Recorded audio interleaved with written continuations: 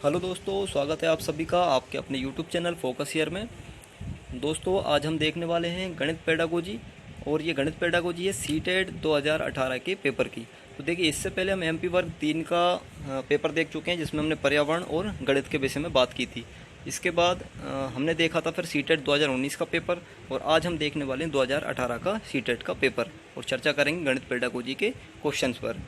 देखिए दोस्तों, काफ़ी ज़्यादा इम्पोर्टेंट होता है पुराने पेपर्स को हल करना, क्योंकि क्वेश्चन लगभग इन्हीं की तरह पेपर्स में बनते हैं। और अब जो सीटेट आने वाला है आगे, अभी जो एग्ज़ाम होने वाला है सीटेट का, उसमें भी इसी तरह के क्वेश्चन बनने वाले हैं। और जो वर्ग 3 का हमारा पेपर होगा, उसमें भी इन्हीं के जैसे ही क्वेश्चन आपको देखने को मिलने वाले हैं। इसलिए हमें ये करना काफ़ी ज़्यादा महत्वपूर्ण हो गया है। और जो हमारी जो सीरीज़ चल रही है गणित पेडागोजी की, जो हमने 10 पार्ट बना चुके हैं, वो अभी उसमें 2-3-4 पार्ट और लाना बाकी है। तो उसमें हमारा गणित पेडागोजी लगभग पूरा हो जाएगा। तो फिर ये क्वेश्चन हम धीरे धीरे करके समझने आने लगेंगे और अच्छे से हम इनको क्लियर कर लेंगे। तो चलिए आइए देख लेते हैं पहला क्वेश्चन क्या है इसमें, कि प्राथमिक कक्षाओं में बच्चे गणित में क्या सीखते हैं, इसके आकलन का ध्यान किस पर नहीं देना चाहिए। तो देखिए, बच्चे क्या सीखते हैं उसमें हमें किस पर ध्यान नहीं देना है आकलन करते समय। तो देखिए, पहला है गणितीय अवधारणाओं को समझना, यानी बच्चे गणितीय अवधारणाओं को समझें, इस पर तो हमें ध्यान देना चाहिए बिल्कुल। इसके बाद गणितीय भाषा का विकास, यानी बच्चों में कितनी हद तक मतलब गणित की भाषा का विकास हो रहा है, तो इसका भी बिल्कुल आकलन करते समय में ध्यान रखना चाहिए। इसके बाद है कि तीसरा है कि गणित की समस्याओं का जवाब देने में सटीकता। अब बच्चे अगर सटीकता से उत्तर कभी नहीं दे पा रहे हैं तो कोई इसमें ज़्यादा प्रॉब्लम नहीं होती, क्योंकि महत्वपूर्ण है कि बच्चे किस तरह से समस्या को हल कर रहे हैं। और देखिए, चौथे नंबर का जो ऑप्शन है वो है तर्क कौशल का विकास। तो बच्चों में तर्क कौशल का विकास भी होना चाहिए। तो इसका जो सही उत्तर रहेगा, यानी कि हमें यहाँ बताना था किस पे ध्यान नहीं देना है, तो इसका जो सही उत्तर रहेगा वो हमारा रहेगा सी नंबर का। ये इसका सही है, इस पर हमें थोड़ा कम ध्यान देना चाहिए। चलिए इसके बाद देख लेते हैं अगला क्या है। तो अगला जो है क्वेश्चन, अगला है देखिए कि प्रारंभिक कक्षाओं में एक गणितीय अवधारणा के विकास में निम्नलिखित निर्देशों का अनुक्रम किस प्रकार किया जाना चाहिए।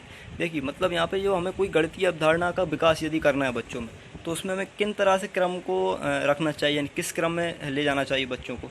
तो देखिए, सबसे पहले तो हमें यहाँ पे क्या करना चाहिए, अनुभव प्रदान करना चाहिए बच्चों को। क्या करेंगे हम पहले अनुभव प्रदान करेंगे, जो हमारे पास अनुभव है, जो हमने पढ़ रखा है, जो हमने सीख चुके हैं, तो वो बच्चों के साथ बांटना पहले। अब बच्चों के साथ ही हम बांट लेंगे, तो इसके बाद फिर हमें क्या करना चाहिए, भाषा के माध्यम समझाना चाहिए बच्चों को। यानी फिर इसके बाद भाषा, यानी इसका देखिए जो बी उत्तर जो दिखाई दे रहा है, ये बिल्कुल इसका सही उत्तर होगा। इसी के अनुसार हमें क्रम जो है लेकर जाना चाहिए, है ना। तो इसमें देखिए पहले तीसरा, यानी कि अनुभव प्रदान करना है हमें। इसके बाद फिर भाषा के माध्यम से बच्चों को समझाओ उसी चीज़ को। जैसे कोई अगर आप एग्जाम्पल ले लें, कुछ त्रिभुज के बारे में बता रहे हैं, तो पहले उनको अनुभव बांटना कि त्रिभुज इस तरह से होता है। फिर उसके बाद भाषा के द्वारा उनको समझाना, पूरा 3 भुजा होती हैं, 3 कोण होते हैं, है ना। फिर इसके बाद उनको चित्र बना के भी हम बता सकते हैं कि हाँ ये देख लीजिए ये पूरा त्रिभुज है ना। इसके बाद फिर प्रतीकात्मक प्रतिनिधित्व का उपयोग करना चाहिए, लास्ट में दूसरा ऑप्शन आता है। तो इसका भी उत्तर बिल्कुल सही है, तो ये आप ध्यान रखेंगे। चलिए इसके बाद अगला क्वेश्चन है कि एक बच्चे ने नीचे दिखाए अनुसार 2 संख्याएं घटाई। तो देखिए, यहाँ पे 2 संख्याएं घटी हुई दिख रही हैं। तो इसमें इस कथन में बच्चे के घटाव सीखने का बोध करना है, यानी बताना है कि बच्चा क्या सीख रहा है इसमें, यानी किस तरह से बच्चे को क्या यहाँ पे गलती हो रही है, क्या क्या कमी आ रही है, तो हमें बच्चों को बताना है वो देख के। तो यहाँ पे क्या हो रहा है, 3 में से देखिए 3 ही घटाता है बच्चा, 4 लिख रहा है, और 8 में से यदि 2 घटाता है 6 लिखता है, तो ये तो सही लिखता है। तो इसका देखिए ऑप्शन पहला है कि बच्चे को घटाव की प्रक्रिया में स्थानीय मान के बारे में गलत अवधारणाएं हैं। बिल्कुल ये हो सकता है, क्योंकि देखिए बच्चे क्या है, स्थानीय मान यानी कि इकाई का अंक कहाँ लिखना है, दहाई का अंक किस तरह से लिखना है, तो वो कहीं ना कहीं बच्चे को शायद उसकी कमी है, ठीक है ना। तो वो सही उसको नहीं घटा पाया इस वजह से। इसके बाद बच्चा नहीं जानता कैसे घटाना है। बच्चा 2 अंकों वाली संख्याओं के घटाव की प्रक्रिया जानता है, तो ये भी 2 अंकों वाला ही है, तो ये उसने गलत कर दिया लेकिन बच्चे ने। इसके बाद डी नंबर का जो है, ये एक गलती है और इसे बार बार अभ्यास करके सुधार किया जा सकता है। तो देखिए, बार बार अभ्यास करके तो हम वाकई में सुधार सकते हैं, लेकिन इसका जो सही उत्तर रहेगा वो है ए। इसका देखिए नीचे डिस्क्रिप्शन में लिखा हुआ है, पूरा इसको एक्सप्लेन भी किया हुआ है कि बच्चे द्वारा की गई गणितीय संक्रिया किस तरह से। देखिए यहाँ पे इससे स्पष्ट होता है कि बच्चे को घटाव की प्रक्रिया में स्थानीय मान के बारे में गलत धारणा है, यानी यहाँ पे बच्चे को कैसी स्थानीय मान के बारे में गलत धारणा है, यानी उसको ये पता नहीं कि किस तरह से स्थानीय मान यूज करते हैं, यानी किस तरह 0 आएगा। जैसे 3 में से 3 इसको घटाना था, 0 लिखना था बच्चे को, तो स्थानीय मान के बारे में इसमें गलत धारणा है। तो ये आपको ध्यान रखना है, इसका सही उत्तर क्या हो जाएगा हमारा, ये हो जाएगा, ये हमें ध्यान रखना है। चलिए इसके बाद अगला देखते हैं। अगला है कि अधिगम और आकलन के चक्र के निम्नलिखित चरणों को क्रम में व्यवस्थित कीजिए। यानी हमें जो नीचे 4 चरण दिए हुए हैं, इनको हमें अधिगम और आकलन के संबंध में सही क्रम में जमाना कि बच्चे सीखें और उसका आकलन हो। तो देखिए उसके लिए हमें क्या करना पड़ेगा कि देखिए शिक्षण अधिगम के साथ एकीकृत आकलन, यानी जो भी हम शिक्षण अधिगम कर रहे हैं तो उसका एकीकृत आकलन, एक साथ आकलन कर रहे हैं, तो ये तो नहीं होगा। पहले सबसे पहले हमें यहाँ पे करना चाहिए कि पहले हम क्या करेंगे, शिक्षण अधिगम और आकलन की योजना बनाएंगे और उसका संगठन करेंगे। पहले योजना बनाएंगे और उसको इकट्ठा करके रखेंगे भाई हमें किस तरह से क्या करना है। इसके बाद फिर हम पहला नंबर का ऑप्शन पे जाएंगे, शिक्षण अधिगम के साथ एकीकृत आकलन। जो हमने प्रक्रिया बनाई पूरी अधिगम की योजना बनाई है, उसका संगठन कर लिया, इसके बाद फिर हम उसको आकलन के लिए उस सबका आकलन करेंगे बाद में।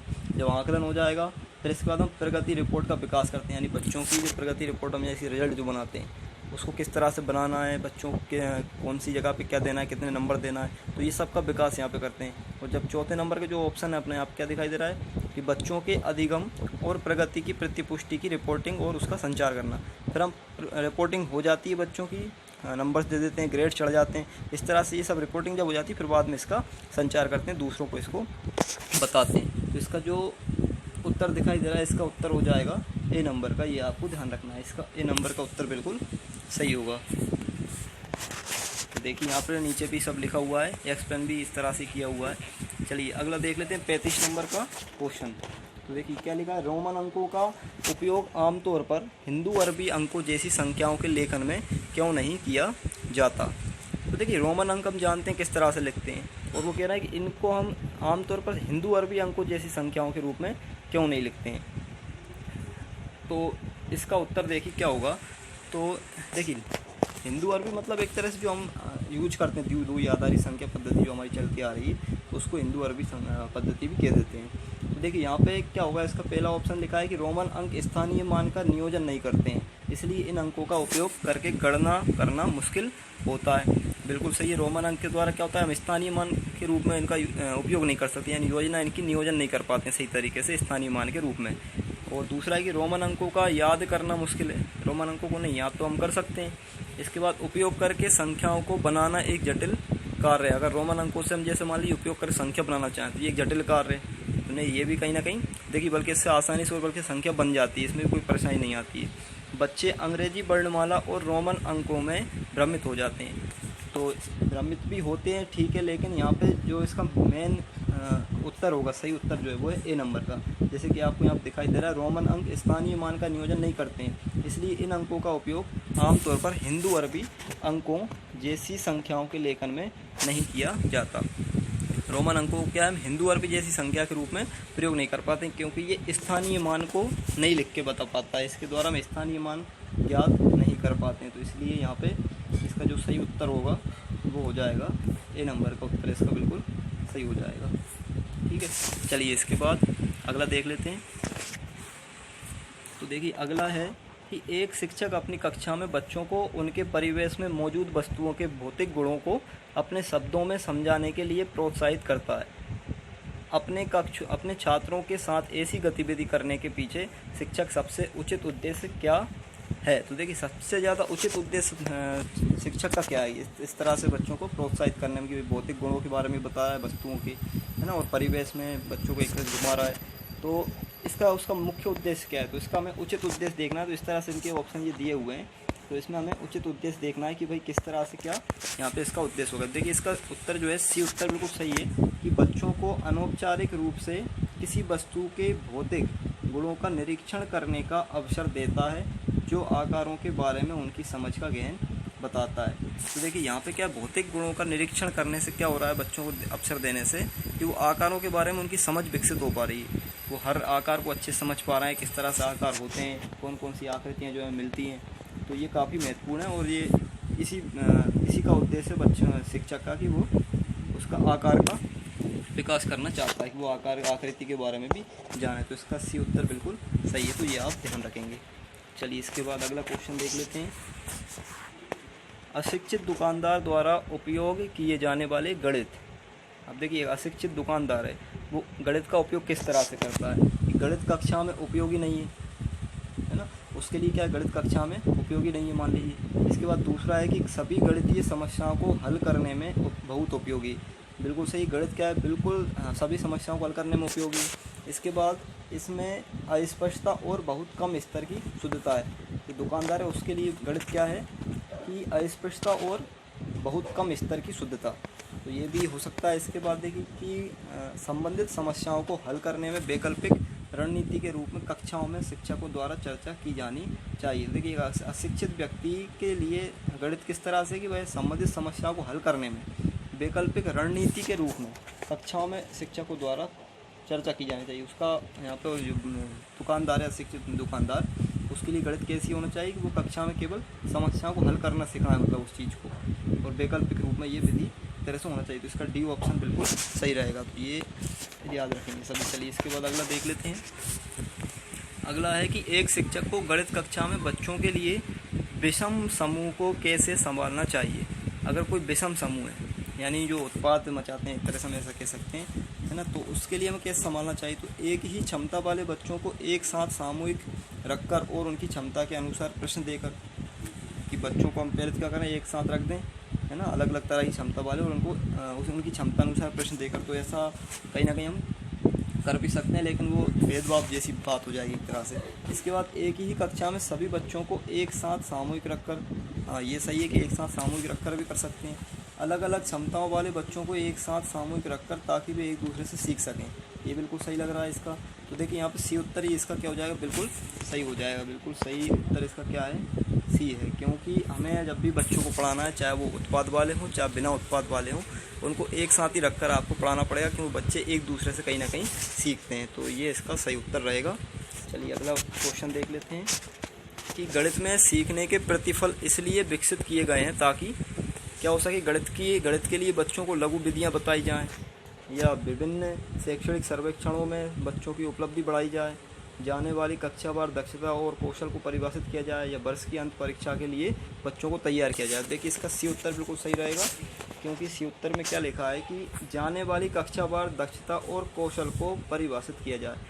मतलब बच्चे द्वारा क्या होना चाहिए, कक्षावार दक्षता, यानी वो हर कक्षा में कुछ ना कुछ सीखे और कौशल का विकास हो उसका। तो इस तरह से हमें इसको ध्यान रखना है। सी उसका उत्तर बिल्कुल सही हो जाएगा। चलिए इसके बाद अगला क्वेश्चन देख लेते हैं।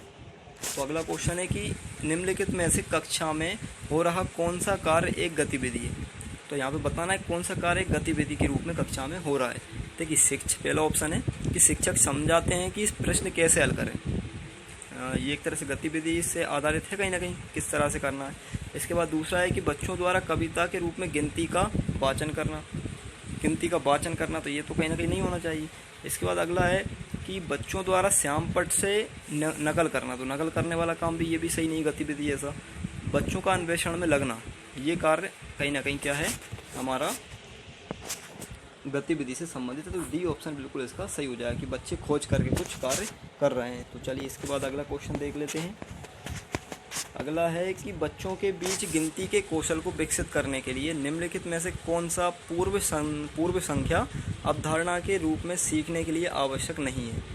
तो देखिए यहाँ पे कोई एक कौशल है ना, गिनती के कौशल को विकसित करने के लिए हमें क्या करना है कि कौन सा इसमें से कैसा है, पूर्व संख्या अवधारणा के रूप में सीखने के लिए आवश्यक नहीं है, यानी पूर्व संख्या पहले से जो सीख सकते हैं। तो देखिए उसके लिए इसका सी उत्तर बिल्कुल सही हो जाएगा कि संख्या नाम यादृच्छिक रूप से पढ़ना।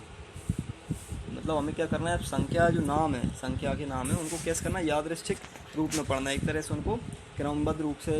देखिए यहाँ पे जैसे एक्सप्लेन करके लिखा हुआ है कि बच्चों के बीच गिनती के कौशल को विकसित करने के लिए समूह बनाना, एक संगतता और क्रमबद्धता आवश्यक है, जबकि संख्या नाम यादृच्छिक रूप से पढ़ना आवश्यक नहीं। संख्या नाम को हम यादृच्छिक रूप से पढ़ना आवश्यक नहीं है इतना ज़्यादा। तो ये इसका सही उत्तर हो जाएगा, सी उत्तर इसका बिल्कुल सही होगा। चलिए इसके बाद अगला देख लेते हैं। अगला है कि एक बच्चे से ये पूछने पर कि क्षेत्रफल क्या है, उसने लंबाई इंटू चौड़ाई उत्तर दिया। क्षेत्रफल की अवधारणा के बारे में बच्चे की समझ के बारे में आप क्या कह सकते हैं। देखिए बच्चे की समझ के बारे में हम कह सकते हैं, उसको पता है कि लंबाई इंटू चौड़ाई होता है। तो इसका जो सही उत्तर है वो है बी नंबर का, देखिए इसमें क्या दिया हुआ है कि बच्चे द्वारा दिया गया उत्तर निश्चित रूप से ये स्पष्ट करता है कि बच्चे ने किसी भी बंद आकार के क्षेत्रफल के सामान्य विचार को आयत के क्षेत्रफल के रूप में उपयोग किया। उसने मतलब क्या कर लिया, एक तरह से आयत के रूप में उसको सोच लिया है, तो उसको क्षेत्रफल के बारे में पता था। तो इसका उत्तर सही कौन सा हो जाएगा, बी नंबर का ऑप्शन इसका बिल्कुल सही होगा, ये आप ध्यान रखेंगे। चलिए इसके बाद अगला देख लेते हैं हम। अगला क्वेश्चन है हमारा कि गणित सीखने के संबंध में निम्नलिखित में से कौन सा कथन सत्य है। तो यहाँ पे गणित सीखने के लिए कौन सा एक सत्य कथन है। देखिए इसका सत्य कथन कौन सा हो जाएगा, इसका सी नंबर का ऑप्शन बिल्कुल सही होगा कि हर कोई गणित सीख सकता है। बिल्कुल सही है, कोई भी व्यक्ति गणित सीख सकता है, चाहे वो पढ़ रहा हो चाहे वो नहीं पढ़ रहा हो, क्योंकि दैनिक जीवन से रिलेटेड है तो कभी भी इसको सीखा जा सकता है। चलिए इसके बाद अगला क्वेश्चन देख लेते हैं हम। अगला क्वेश्चन है कि पाइथागोरस प्रमेय को सिखाने के लिए एक शिक्षक ने एक शीट वितरित की जिस पर समकोण वाले 4 त्रिभुजों को खींचा गया और बच्चे को त्रिभुज की भुजाओं के बीच संबंध खोजने के लिए कहा जाता है। उपर्युक्त परिस्थिति में शिक्षक ने प्रयोग किया। देखिए यहाँ पे बच्चों को पहले क्या दे दी, त्रिभुज दे दिए और उनसे कहा गया कि अब इनको आप समकोण त्रिभुज या पाइथागोरस प्रमेय को लेकर आई। तो मतलब बच्चे उदाहरण दे दिए बच्चों को। तो ऐसा हम कब करते हैं, केवल आगमन विधि में ही करते हैं। तो ये आप ध्यान रखेंगे, आगमन विधि इसका उत्तर बिल्कुल सही हो जाएगा। पहले से त्रिभुज दे दी यानी उदाहरण दे दिए हैं बच्चों को। चलिए इसके बाद देख लेते हैं अगला क्वेश्चन, लास्ट क्वेश्चन है ये कि निम्नलिखित में से कौन सा कथन संकल्पना मानचित्र के बारे में सत्य नहीं है। संकल्पना यानी जो संकल्प मानचित्र की संकल्पना को हम बच्चों को अगर बताना है तो कौन सा एक सही नहीं है। तो देखिए यहाँ पे सही इसका उत्तर होगा, वो हो जाएगा बी। बी में क्या लिखा है, संकल्पना मानचित्र केवल शिक्षकों द्वारा बनाया जाना चाहिए। तो देखिए ज़रूरी नहीं है कि भाई केवल शिक्षक ही बनाए, सही नहीं है पूछा तो सही नहीं है, मतलब ये सही नहीं है। इसका यहाँ पे क्या हो रहा है कि केवल शिक्षक बना रहे हैं, तो ये शिक्षक के द्वारा नहीं हो रहा है, ऐसा ज़रूरी नहीं शिक्षक ही करें, अपने छात्र भी इसको कर सकते हैं। तो इसका बी उत्तर इसका